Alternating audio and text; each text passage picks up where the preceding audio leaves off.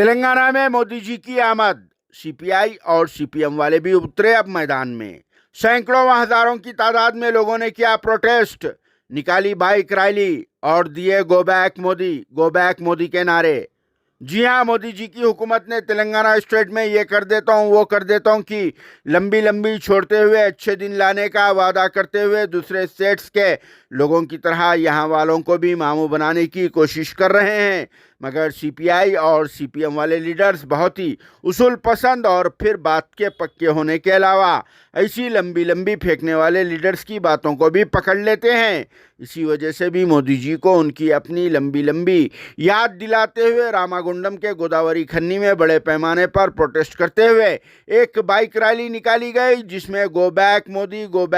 मोदी के दबा के नारे दिए गए। जब तक मोदी जी की तरफ से तेलंगाना स्टेट से किए गए वादों को पूरा नहीं किया जाता तब तक इन्हें यहां आने से रोका जा रहा है, क्योंकि मोदी जी ने बहुत ही अच्छे अंदाज में कहा था कि तेलंगाना स्टेट में एक ITIR बनाते और साथ में टेक्सटाइल पार्क भी कायम करते। इसके अलावा मिशन भगीरथा को भी सेंट्रल से फंड भी जारी कर देते। और एक ख़ास बात तो ये भी है कि खाजीपेट में रेलवे के कोचेस तैयार करने वाली एक फैक्ट्री को भी तामीर करते बोले थे।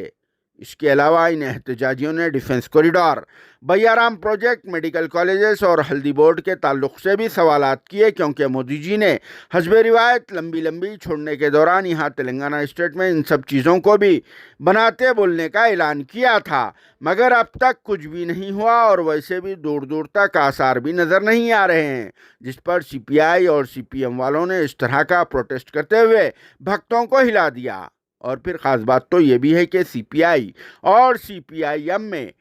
टीआरएस के साथ अलायंस भी हो चुका है, इसीलिए भी केसीआर की हुकूमत ने भी इन्हें प्रोटेस्ट करने के लिए आंक दे दिया है, क्योंकि केसीआर साहब खुद भक्तों की पार्टी बीजेपी के खिलाफ सियासी जंग लड़ रहे हैं। हालांकि मोदी जी रामागुंडम में एक पुरानी फर्टिलाइज़र फैक्ट्री का इनॉग्रेशन करने के लिए जा रहे हैं, मगर सीपीआई और सीपीआईएम के लीडर्स ने उसी इलाके में इस प्रोटेस्ट को अंजाम दिया। तो चलिए इस मौके पर पेश है यहाँ के कुछ मनाजिर, जिसे देखने के बाद क्या कहना है आप सबका कमेंट बॉक्स में ज़रूर जवाब देना।